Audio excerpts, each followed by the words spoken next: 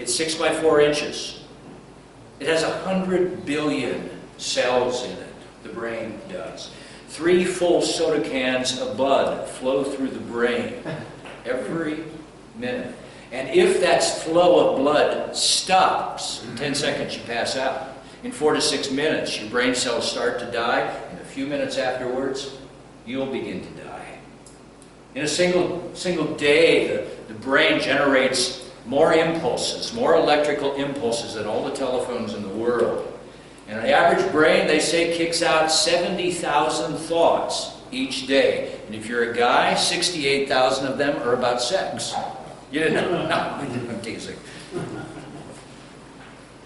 I think letting the Lord train our minds, train this little 3-pound supercomputer inside our skulls, is a critical part of our formation as His followers. I was at another purity conference once. I went to a lot of them in my time to see what God was doing. And there was one particular group, and when they had a guy who came forward and confessed pornography, they asked him to write a letter to his wife that had these words: "You understand that I will never be able to erase those images from my mind and will always wonder when we are having sex if I am thinking of you or of them." And the letter ends, "Things will never be the same." How do you relate to that letter? How does it impress you right now? That takes care of all hope, doesn't it? It takes away all our anger. Yes.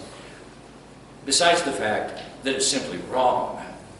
I know from experience, because I lived it out, that a person who can't even go an hour without facing agonizing temptation can learn to renew his mind the way the Bible says, until he reaches a point where he can go days, then weeks, then months with a mind at rest. There's good news tonight, man. And the Bible taught this from the very beginning. Verses like Romans 12:2, "Do not be conformed to this world, but be transformed by" what? The renewal of your mind. And then Paul says it in a different way in Ephesians 4:23. "Be made new in the spirit of your minds." And now, what's exciting, we live in a time when science can actually verify that what the Bible is teaching here is true.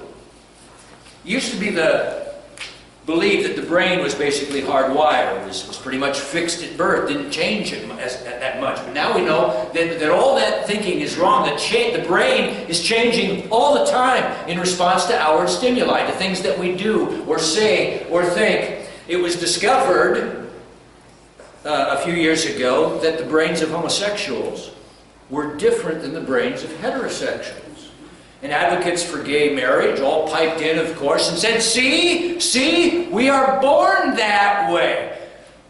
But that's not how the brain works. The brain does not cause behavior, it records behavior. Scientists have now coined a phrase to describe this: neuroplasticity, or elasticity of the mind, where as we repeat a behavior or a thought, the brain cells actually get stronger in that area. We demonstrated neuroplasticity last night. The Harvard Medical School did an interesting experiment that I thought was fascinating. They took a group of students and they had them practice for a week a 5-finger piano exercise. Very simple exercise that they practiced for 2 hours a day, Monday to Friday. They did a brain scan on Monday, they did a brain scan on Friday. And guess what? They learned and saw, they could see with their own eyes, that the neurons in that part of the brain that govern motor reflexes actually appeared denser, stronger. There were more cells there. And then they took the experiment and took it to another level. They took another group of students and they had them just visualize the same exercise. They didn't actually sit at a piano and do it. They just pictured it in their minds. And guess what? On Friday, they took the MRI, the brain scan, same thing happened. The mind is amazing what God has given to us. The brain, it's like it says to us, "Oh, you like that? Well, here, let me help you do it better." That's wonderful if we're talking about learning a language or memorizing a Bible verse. But what about sin? "Oh," the brain says, "you like losing your temper. You like looking at those pictures. You like thinking of yourself as a loser. Well, here, let me help you do it better next time. And that's what happens to us. It's a chilling thought when you think about it. The brain doesn't cause behavior, but it records it. It records it. Perhaps Judgment Day. Think about this. Perhaps Judgment Day won't be God pulling out a scroll with all the things that we did wrong. Perhaps it'll be God just taking our brain and plugging it into a reader and just letting the tape roll so that we all can see the life that we